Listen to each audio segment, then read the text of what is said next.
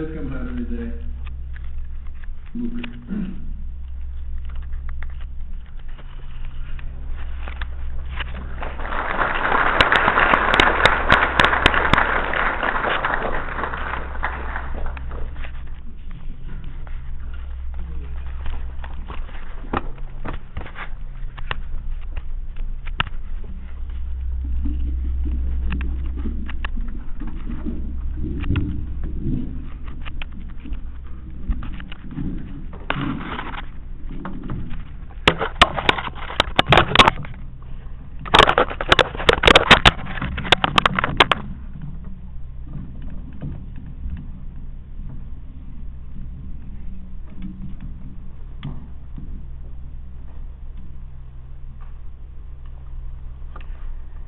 Professor Darich and friends,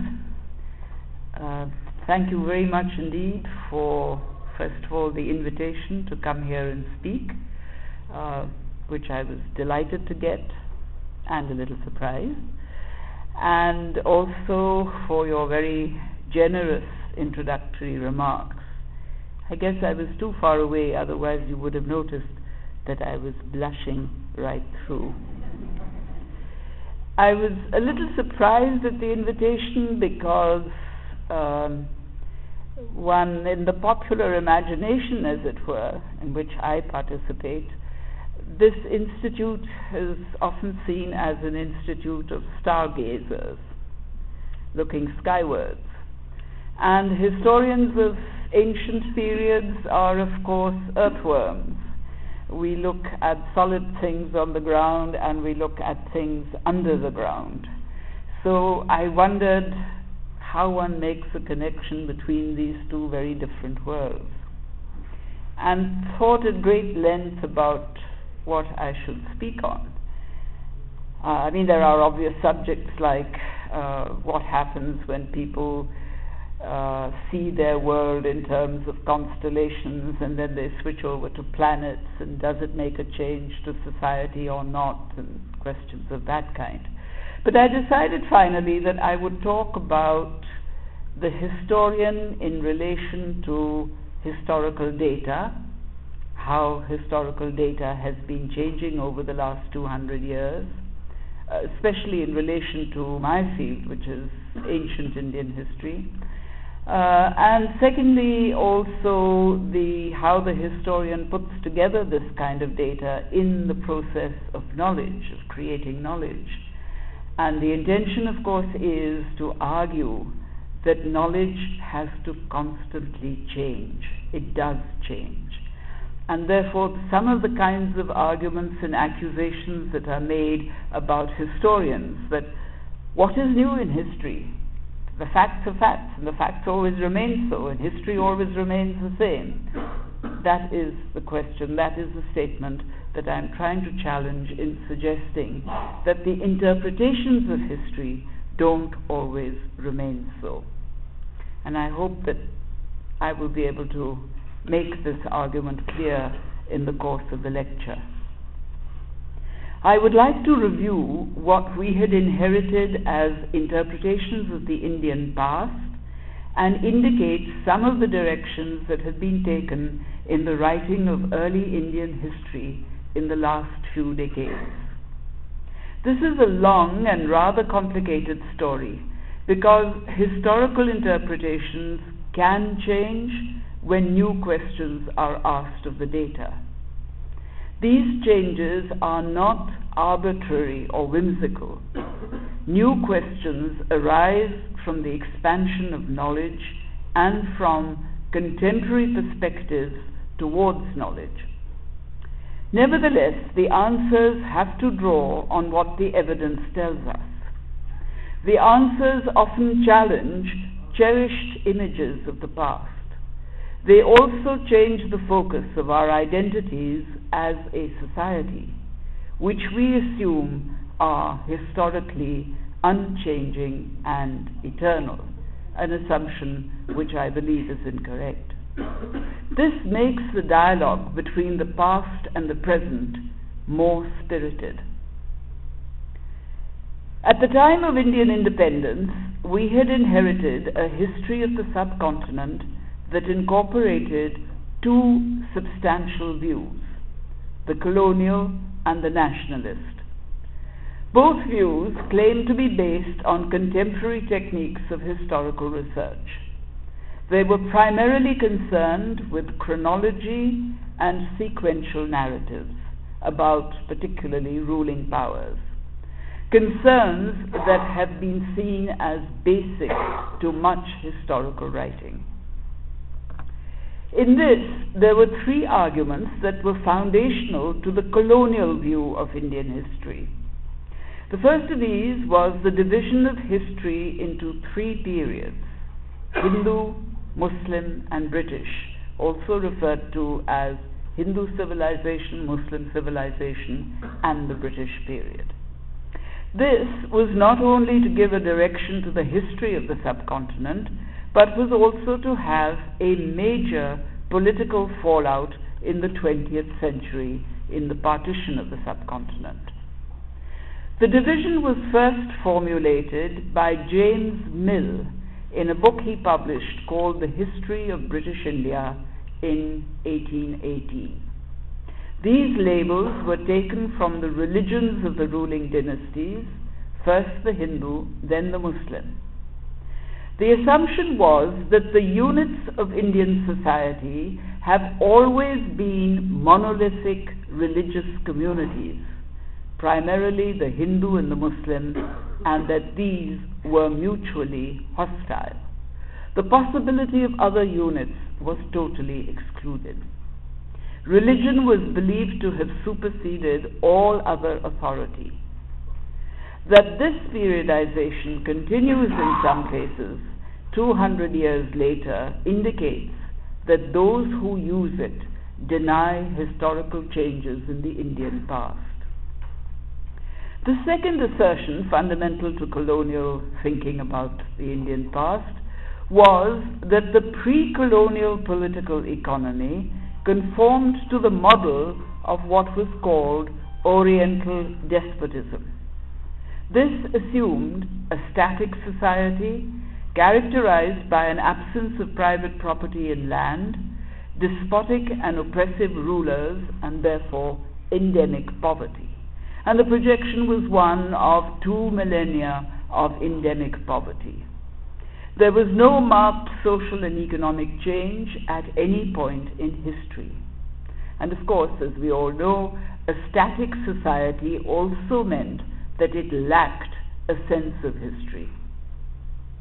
The third aspect in the colonial view was that Hindu society had always been divided into castes based on racial segregation.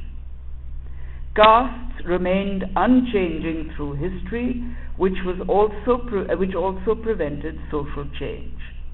The pattern of caste society was derived solely from the mention of varnas in the earliest texts, the Vedic corpus, and for which divine sanction was claimed. The sanctity of the Vedas and the theory of Aryan race together created what came to be called the Aryan foundations of Indian civilization. Sanskrit was viewed as the dominant language of the civilization, and the hegemonic religion was Vedic Brahmanism. Above all, India was projected as the alien or the other of Europe. Whatever Europe represented, India represented the opposite. Colonial interpretations claimed to be applying the criteria of Enlightenment rationality in their history of the colony. But in effect, they were imposing a history that supported a policy of colonial dominance.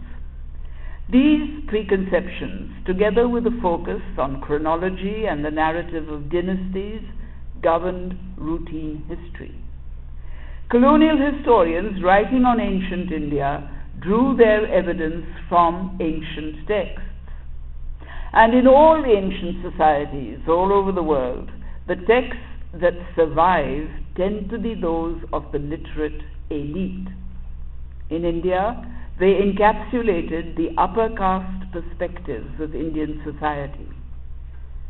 Initially, Indian historians continued this routine. Many were from the newly emerging middle class and were themselves of the upper castes.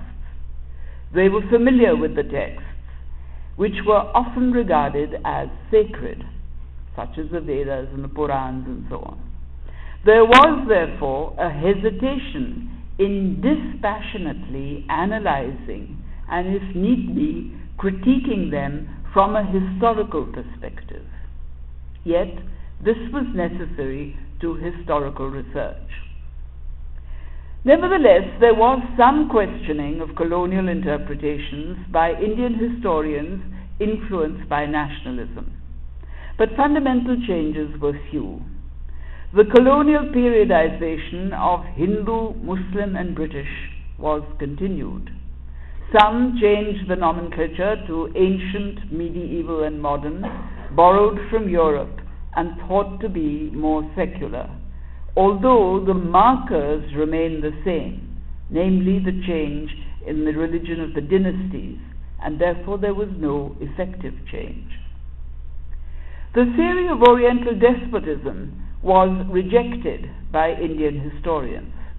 But curiously, however, there was very little interest in providing an alternative hypothesis on the early Indian political economy and society. This would have required giving greater credence to non-religious texts, and Indian historians at that time weren't really quite ready for that. Social history in standard writings largely reiterated the description of the four castes as given in the normative texts, the Dharma Shastras. Instead of treating this as the projected model, it was treated as a description. So, the many deviations to the model were not recognized or explained. Nor were historians interested in ethnography, which dealt with tribes and clans. This would have given a different perspective on the multiple cultures of Indian society, as well as a more realistic understanding of how caste evolved through the connection between clans and jatis, and then the connection between jatis and varnas. Ethnography, it was said, dealt with societies described as primitive, so it was not applicable to the glories of ancient India.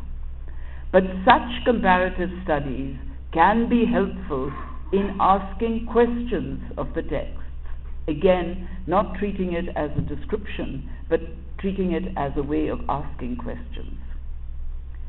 The predominant form of nationalism from the late 19th century onwards, and particularly in the 20th century, is described as anti-colonial and secular, and this was beginning to be imprinted on Indian historical writing. It gave rise to a school of nationalist historians. But parallel to this were two ideologies that emerged in the early 20th century in organizations such as the Muslim League and the Hindu Mahasabha. They claimed to be representing Hindu and Muslim thought encapsulated as religious nationalisms, and were also to influence historical writing.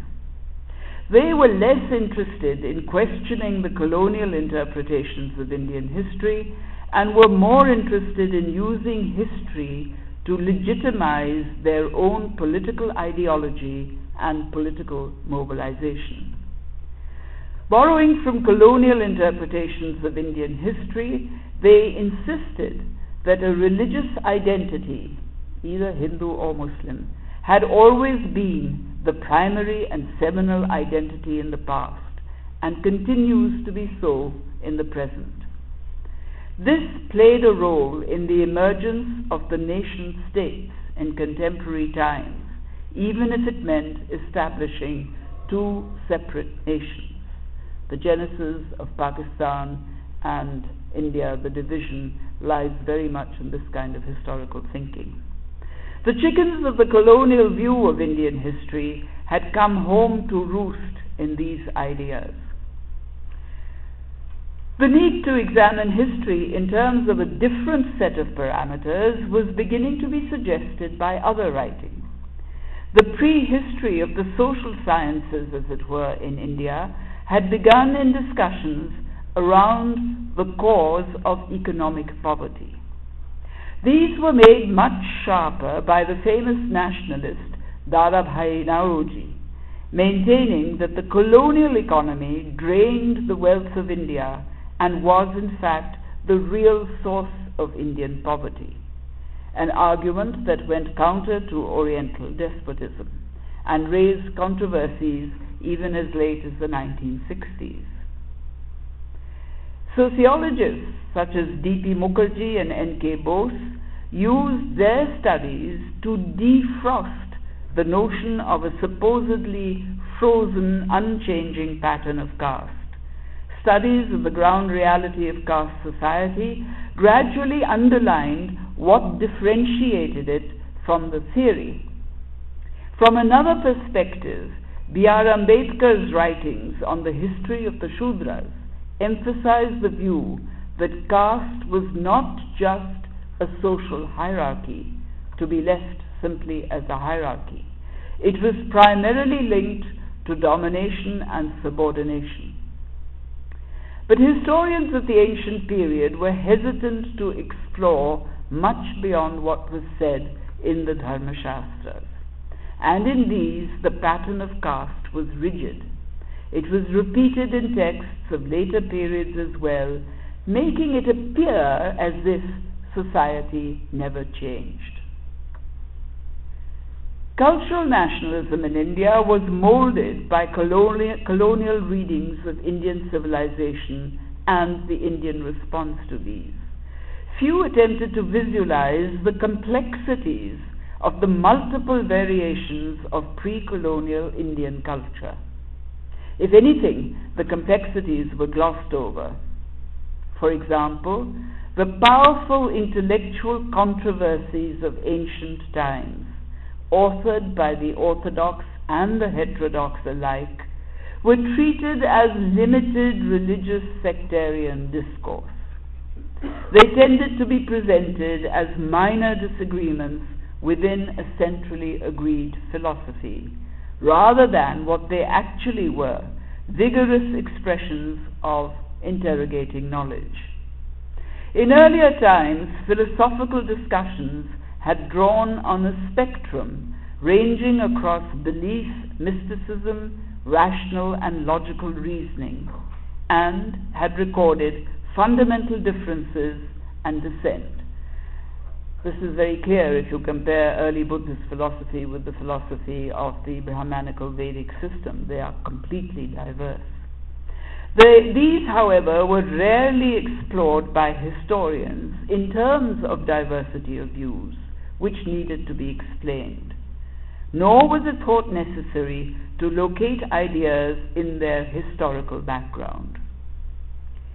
The claims frequently made these days to what are described as indigenous identities and traditions, said to be unchanging and eternal, pose immense problems for historians. These formulations are generally of the 19th century and are imprinted with the colonial reconstruction of society that saw Indian society as unchanging and static. There is little attempt to search for identities from pre-colonial times. We now know that identities are neither timeless and unchanging, nor homogeneous, nor singular, as they were thought to be in the 19th century. In many parts of the world today, Europe, Latin America, Africa, Asia, cultural nationalisms resonate with political nationalisms. And understanding how such nationalisms are constructed requires familiarity with the pre-modern history on which they claim to draw. The questioning of existing theories about the past began to be more distinctly formulated in the 1950s and the 1960s, and gradually altered the criteria of analysis among historians. This also widened the range of sources from which we could draw for data. It led to a questioning not only of colonial interpretations, but also nationalist history, although there was, of course, appreciation for this earlier scholarship. But knowledge evolves and changes, and more so where the frame of reference is being realigned and there is a shift of paradigm. I presume I don't have to underline this to an audience of scientists, but it is certainly very correct. The questions now asked were not limited to dynasties and politics. Variant economies were examined, as also the historical context of social forms, cultural and religious expressions, and the formulation of traditions. Changes in society were recognized. Religious ideas were correlated to the social groups that subscribed to them where such correlation was possible. Institutions such as monasteries and temples began to be examined both from the perspective of the ideas that they propagated, as well as their links with those who were their patrons and those who were their supporters. Studies of art and architecture incorporated the dimension of patronage. Historiography, or seeing the historian as part of the historical process, began to surface in a significant way and was related to intellectual influences and questions of objectivity. In questioning existing interpretations, the validity of periodizing history as Hindu, Muslim, and British was increasingly doubted. It was difficult to maintain that history began with a period of 2,000 years of a golden age, to be followed by 800 years of despotic tyranny, and finally a colonial system under the British. Such divisions ignore the relevance of significant changes within these huge measures of time. That any age stretching over a long period can be described as consistently glorious or tyrannical was questioned, as also the characterization of an age merely by the behavior of rulers or by their religion. These doubts were encouraged when history became more than just the study of dynasties. There was also the realization that communities and religions are not monolithic, and each one, community and religion, is segmented. Each segment has its own varying relationship with the others, and analyzing these relationships is essential to historical understanding. The adoption of an alternate periodization was in part the result of the opening up of a dialogue between history and other disciplines. Conventional history juxtaposed the succession of dynasties with the bare bones of an economic history, social history, the history of religion, and the arts. These were all included within the same chronological brackets, but were not integrated. However, by relating the various aspects more closely to each other and to a common historical context, their interdependence became apparent, and this gave greater depth to historical understanding. Historians also began to look at the way in which other disciplines studied aspects of society. This was particularly useful, for instance, in trying to reconstruct societies from archaeological data. Archaeology is no longer limited to just listing artifacts and objects. These have to be analyzed and placed in context. This requires a familiarity with different types of societies, and also seeing each of these societies as systems within themselves and ascertaining how they function. For example, the differences between hunter-gatherers, shifting cultivators, pastoralists, peasants, artisans, and so on. Discussions in social anthropology became relevant as the counterpart to archaeology, but only when used in a comparative way. Observing living societies could lead to more incisive questions about the function of the excavated artifacts and objects and their settings, either in an archaeological excavation or as described in ancient texts. History as a social science developed some new orientations different from its colonial treatment as Indology, referring to anything that has to do with India.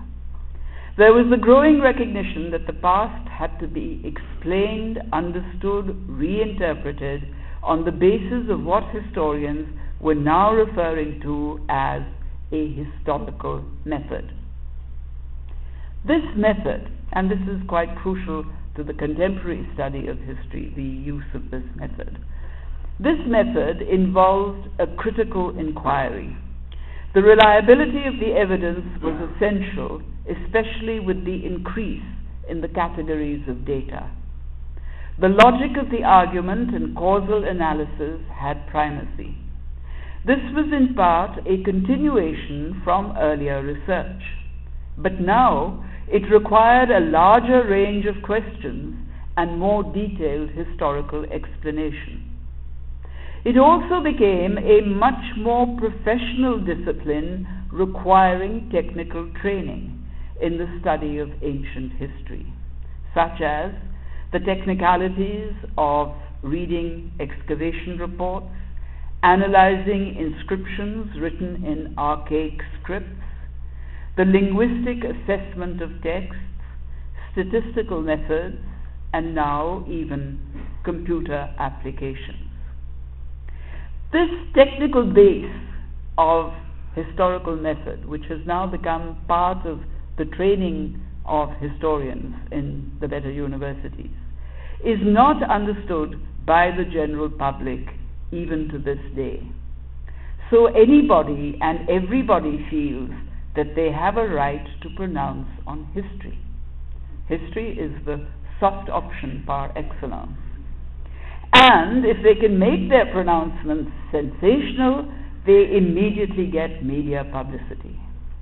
And this, in a sense, is what we professional historians are battling against. The incorporation of evidence from archaeology and linguistics has expanded the data on early history.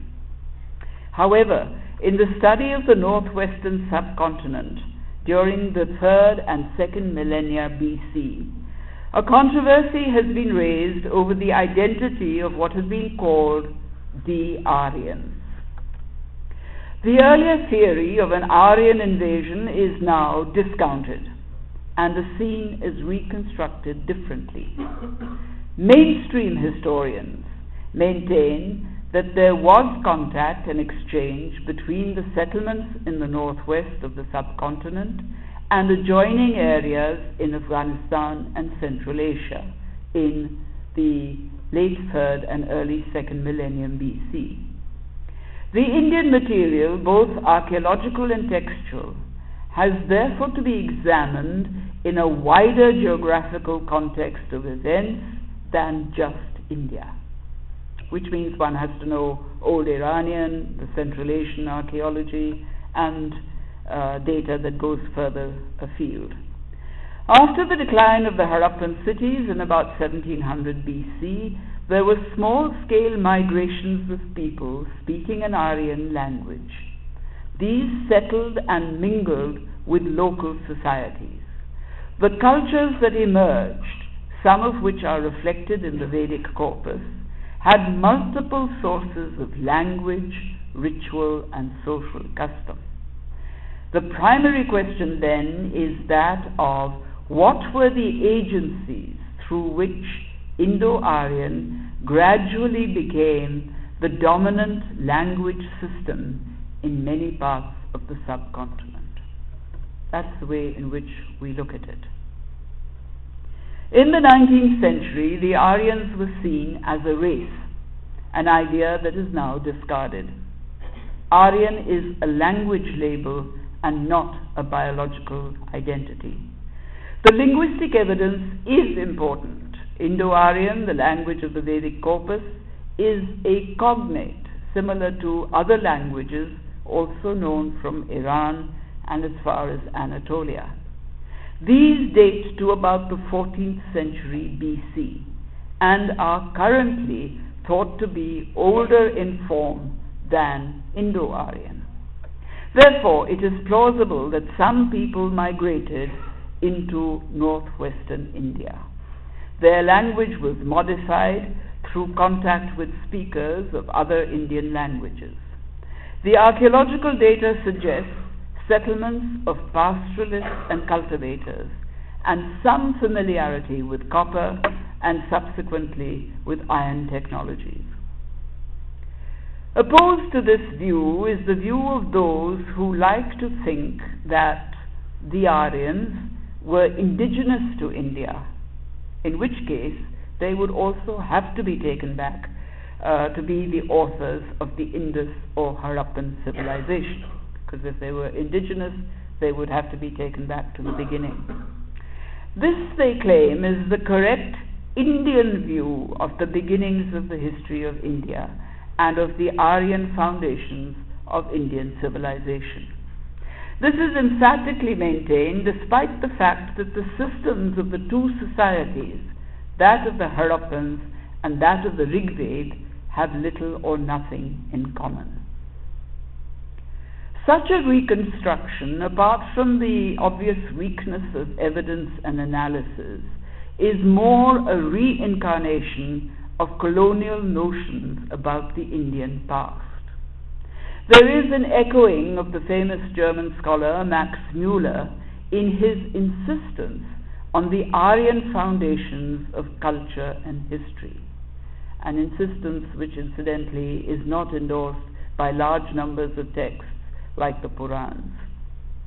India as the homeland of the Aryans was first put forward as a theory in the 19th century by Colonel Olcott and the Theosophical Society. It appealed to upper caste Hindus who saw themselves as being of direct lineal descent from the Aryans, even over 5,000 years. They also claimed a kinship connection with the British, since both were said to be of Aryan descent. This was argued by Max Müller and by Keshav Chandra Sen in the 19th century. There is also more than a hint of the theories of the colorful Madame Blavatsky that Aryan India was the cradle of world civilization. And there is now a turning even to DNA analysis to determine who is the genuine Aryan. All this hardly helps in reconstructing early history, but it is grist to the mill of current political religious ideologies. From a historical perspective, it is possible to explore the diverse dimensions of social history from the Vedic corpus as well as archaeology, and to do so in more perceptive ways than these. In comparing archaeological and textual evidence, it is not enough just to compare lists of objects from excavations and from the texts. It is equally, if not more important, to examine the larger systems of which they are a part. Other new ways of exploring the past brought about a paradigm shift in the historical writing of early India. It involved not only the use of methods of analysis that were under discussion in the social sciences, but also came about through discussions between those working in these various disciplines. Historians in the 1960s and 70s, in probing these interconnections related to society, economy, and culture, triggered off new directions in research. New explanations arose from new inquiries into the existing evidence, and the challenge lay in history becoming an intellectual exploration. I would like at this point to give some examples of the kind of historical themes that have attracted historians of early India in recent times, which may illustrate what I am saying. The concept of the state slowly began to receive attention. Attempts had been made earlier to trace the existence of the nation back to early times. But the emergence of the nation is part of the process of modernization. Therefore, nation-states are not found in the ancient past anywhere in the world. The focus shifted to studying the formation of state systems and the typology of different kinds of states at different periods of time. This was different again from the earlier theory that a centrally administered kingdom was the pattern of all states in ancient times. Furthermore, the breakup of these resulted in political decline because the polity was fragmented. Empires were the order of the day, and every kingdom of any importance was described as an empire. And so if you looked up history textbooks of that time, everything went from the Nanda Empire to the Mauryan Empire to the Satavahana Empire to the Gupta Empire. It was just one empire after another. British historians claimed parallels between the British and the Roman Empire. In fact, a legacy that the British Empire was in fact the system that inherited the Roman Empire. The recognition of variation in patterns of power gradually led to the demarcation between diverse forms of political organization. Clan-based societies with chiefs at their head, the Gana Sanghas and the Gana Rajyas, generally agro-pastoral communities, were different and often prior to kingdoms, the Rajya. Kingdoms were characterized by having state systems involving a greater complexity of organization, as described, for instance, in Kautilya's Arthashastra, a text on political economy, first written in the Mauryan period. The transition from one to the other has been seen as seminal to the study of the societies as described in the Vedic corpus, the Mahabharata, and the Ramayana. Currently, debates among historians focus on the nature of social change, the interface between multiple cultures, and what happens when multiple cultures come into contact, and mechanisms of legitimizing power, all of which are germane to the study of the early Indian past. There is a renewed interest in the study of rituals and symbols, not in isolation, but as an expression of the custom and society in which they are performed and used. Historical analyses are, of course, complicated by the fact that variant social forms do not move automatically in a linear pattern from one to the other. They have to be directed either implicitly or explicitly. Once again, the question of who controls this movement becomes a significant factor. These forms have coexisted, as they still do, and this makes it a complex study. For example, when we have to concede that there are hunter-gatherer societies in some parts of India today, together with what's going on in Bangalore and places like that. The discussion on varieties of state systems had implications for the definition of empire as well. A differentiation began to be seen between kingdom and empire. The label of empire could not be arbitrarily attached to any and every kingdom. Early empires came in for widespread discussion, and comparative studies required such discussions. This led to asking whether the Mauryan Empire was a highly centralized bureaucratic system, as most of us had argued in our early writing, or can it be seen as a more diversified system, as some of us began arguing in our later writings. The tension between control from the center and the assertion of local economy has been a recurring feature of political economies, and it is now being discussed with reference to ancient times as well. The use of religious ideologies was not just the propagation of a religion, but had political aspects that needed investigation. This can be seen, for example, in the development of social ethics imprinted by Buddhist views in the edicts of the Mauryan Emperor Ashoka. The confrontation between the Ganasanghas, the chiefdoms, and the Rajyas, the kingdoms, is now eliciting greater interest.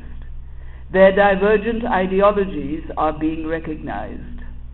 Arguments and counter-arguments among the intellectuals of those times are beginning to be understood and projected.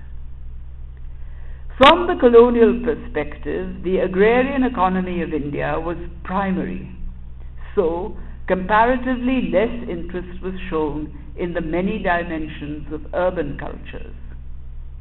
This has now received considerable attention in the last few decades.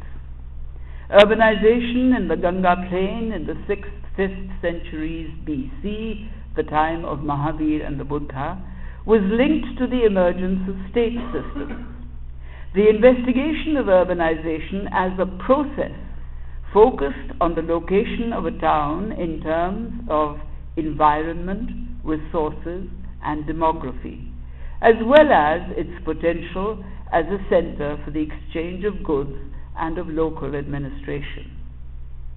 Exchange in varying forms, from barter to commerce, for which there is a spurt of evidence from the post-Mauryan period, that is from about the 2nd, 1st centuries BC onwards, provided an additional economic dimension.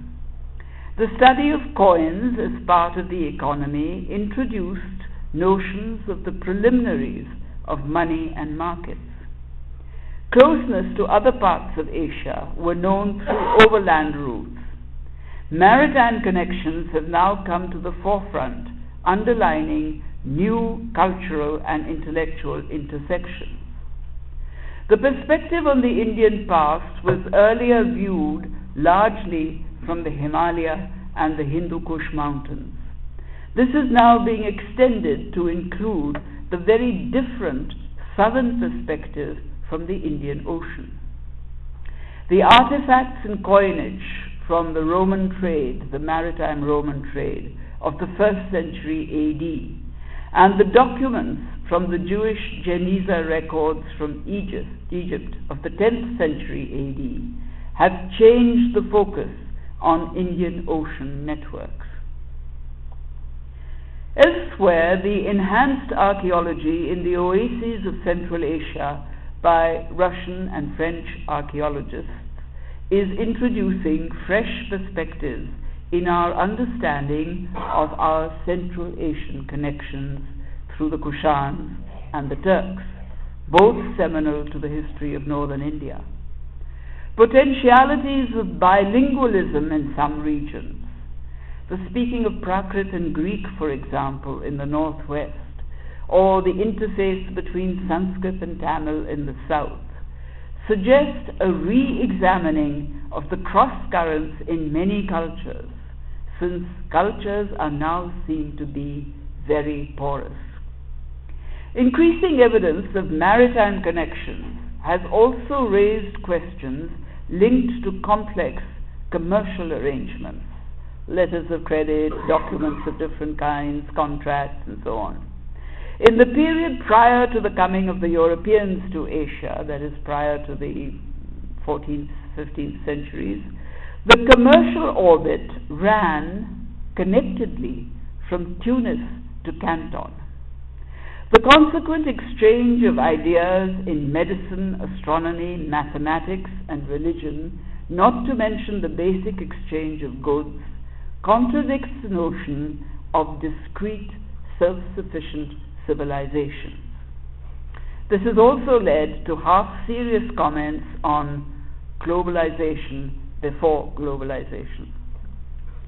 From the mid-20th century, and in many parts of the world, ever since historical research directed its attention more to explaining the past rather than only recording it, theories of explanation have become central to historical study. These were attempts to explain societies by their systems of thinking and functioning. The most influential of such theorists, who also commented on the Indian past, were Karl Marx, Max Weber, and the French sociologists and historians of what has come to be called the Annales school. Historians researching on India debated the explanations of Indian society in these writings, which introduced the historian to aspects of the past that had earlier been closed. The centrality of social and economic history was evident in all these theories. In some, historical materialism became a method of analysis, but with the caveat that the Indian data was likely to suggest variant patterns, as indeed has been demonstrated in the writings of D.D. Kosambi. Marxist historical writing introduced the idea of what were called modes of production, which further altered periodization. Marx's notion of an Asiatic mode of production was widely debated, but by and large was rejected by Indian Marxists. However, the possibility of a feudal mode of production and the debate on the transition to capitalism captured historical interest.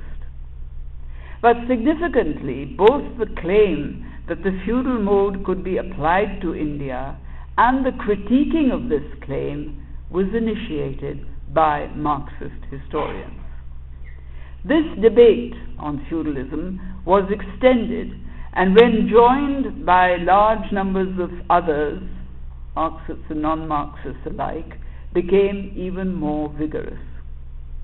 The argument was based on changes in land relations in the latter half of the first millennium AD, the post-Gupta period. The transition to feudalism lay in the system of granting land or villages, primarily to Brahmins, to temples, to Buddhist monasteries, and to some officials who had served the state. Since the granting of land became a focal point of the political economy, it brought about a tangible change. This became central after about the 8th, 9th centuries AD, and is therefore a time marker for a new periodization. But can it be called feudalism? This was the crux of the debate. The discussion for and against the feudal mode was rich and diverse and opened up new perceptions about the state, the economy, society, and religious activities. As a result, a range of other theories were expounded to explain what came to be called the early medieval state. Grants of land to religious beneficiaries, such as the Buddhists and the Brahmins, brought about innovations in their activities and beliefs, inevitably. Those who received grants, particularly Brahmins and temple authorities, established institutions, became powerful property holders, apart from being intermediaries between the king and the peasant.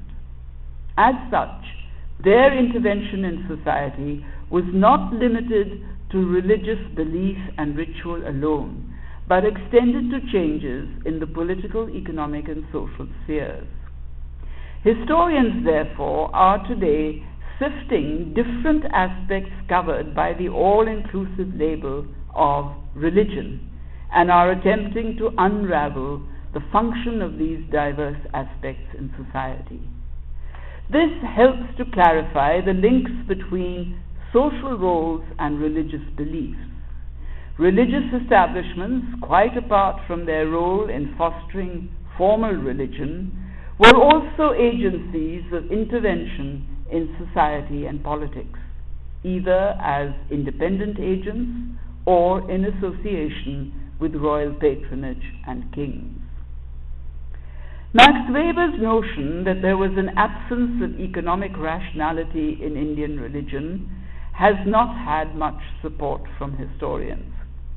However, his concept of legitimacy, the methods used by those in power to justify and legitimize their power, has been widely discussed in the context of dynastic power and people establishing dynasties. Even the very limited work on the Indian historical tradition indicates that forms of legitimizing power were reason enough for the literati at the royal courts to write texts contributing to the historical tradition, justifying, legitimizing dynasties.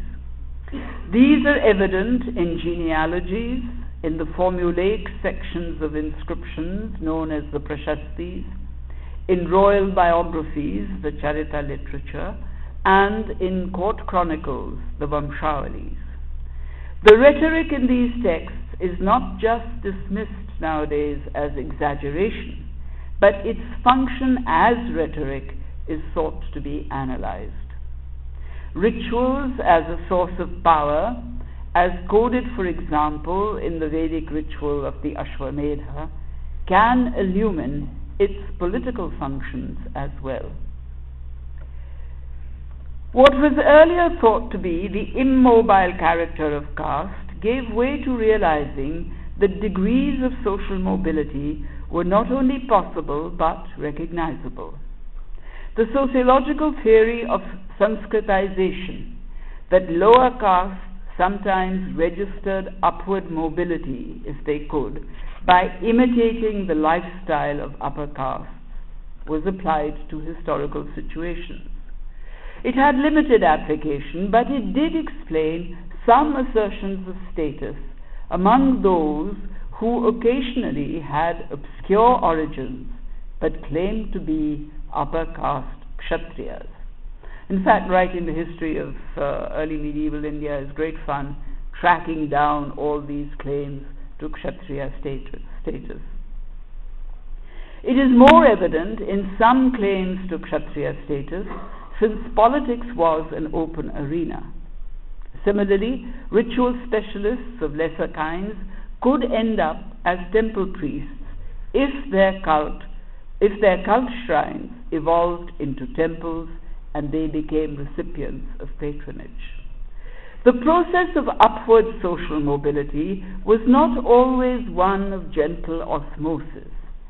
Imitating lifestyles, and particularly the lifestyles of the upper groups of society, and claiming their status, can sometimes be the cause of friction, if not confrontation, and even this is recorded. Gender history is no longer just the accumulation of more data on the history of women. It now includes revised views on social relationships. The role of women in maintaining or modifying particular social structures, such as caste, is an important theme. Earlier, popular belief held that the age of the Vedas was a time when the status of women was universally high. This is part of the myth of the Golden Age. To prove this, there was the invariable reference to Gargi, mentioned in the Upanishads, who asked philosophical questions of a difficult kind. But, as has been pointed out, there was very little mention at the same time by historians of the fact that this was also the age when women slaves, the dasis, were counted as items of wealth and given away together with cattle and horses. Extreme variations in status and the generally subordinate status of women, common to so-called golden ages, are evident from institutional features. For example, the list of accepted forms of marriage, as given in the Dharmashastras, reflects patterns of control over women, some more delicate and some more abrasive. The most appropriate form is the Kanyadan, where the father gifts his daughter. It is said that the lowest form, but nevertheless acceptable, was the Rakshas, the abduction of the young woman. Yet even this, the lowest form, is resorted to by the best of heroes, Arjun, in the Mahabharata. The woman's opinion is, of course, irrelevant in all these forms. Recruitment to high caste was held to be by birth, and even though this was known to have been contradicted in practice, it was maintained that a strict control over women was necessary lest they pollute the purity of the lineage. It hardly bears repeating that women were as central to the creation of communities and identities as were men, but their roles were diverse and their status varied in differing situations. Earlier histories carried generalizations about the category called women, often without referring to their castes or occupations, status, sectarian affiliations, or any such specific information. In other words, the social identity of the woman was negated. More recent writing is beginning to set this right. In the course of doing so, it is providing new insights into the functioning of Indian society as a whole. Where clans get converted into castes, as often happened, and as is still incidentally happening in many areas of the subcontinent, these are indicators of new modalities of social change. For example, the Abhira are mentioned as a tribe in western India around the Christian era. Subsequently, there are references at various points in time to Abhira officials, an Abhira dynasty, and finally there is mention of Abhira Brahmans. Such changes are recorded from the first millennium AD. The cultural assimilation of these groups meant that the chiefly families aspired to join the Kshatriya nobility and the priests, the Brahman caste, but the rest of the clansmen were relegated to being Shudra peasants and providing labor. A vignette of this process can be glimpsed in the Harshacharita of Bana Bhatt, a 7th century biography of the king Harshavardhana.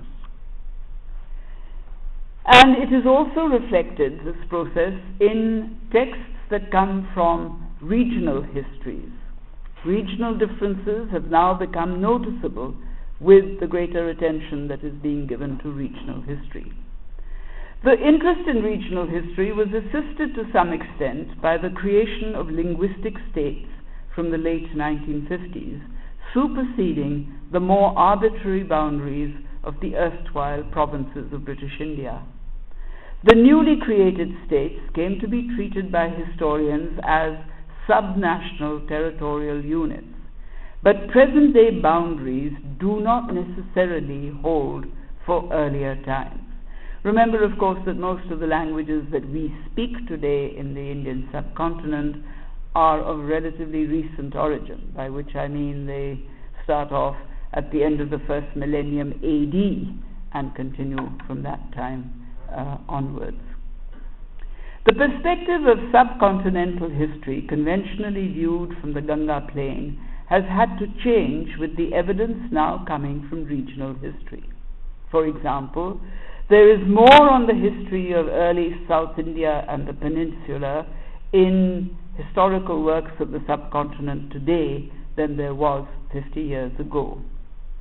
Regional histories form patterns that sometimes differ from each other, and the variations have a historical base and are important. Environmental features differentiate economies and technologies. Ecological factors such as soil conditions, crop patterns, climate, systems of irrigation, and technological factors involved in artisanal production are important to the study of history. Equally important are changing river courses, the silting up of deltas requiring the shifting of ports. And this has encouraged examining environmental factors as causative in historical explanation.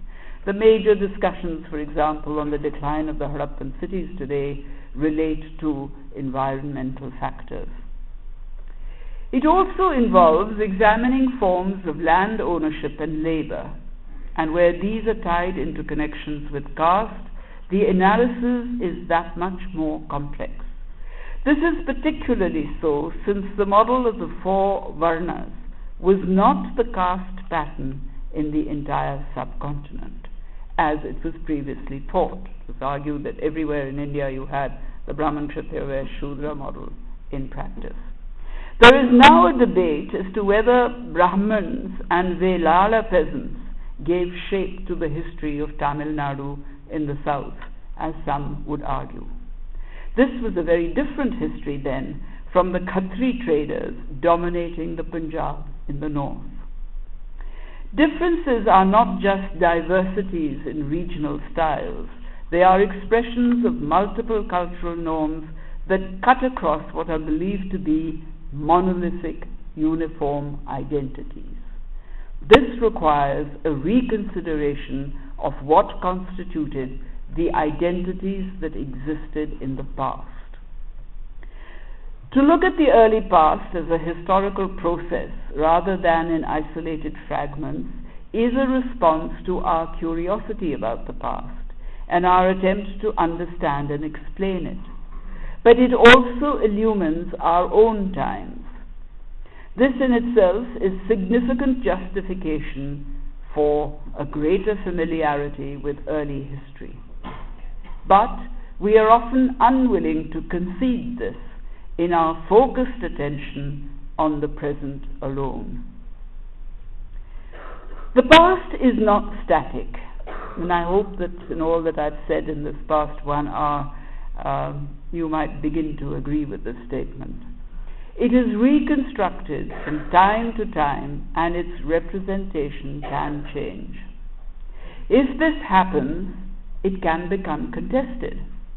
But it is worth remembering that the texts that we use in our search for the past as sources have already captured the pasts that preceded them. They have their own past, which is inherently layered and has its own genealogy. When we speak to the past through the texts that we use, we are tapping into points of time which have experienced their own pasts before we have even reached out to them. And when we invoke the past, we need to ask, what are we invoking and why? And who are we in this process? Thank you.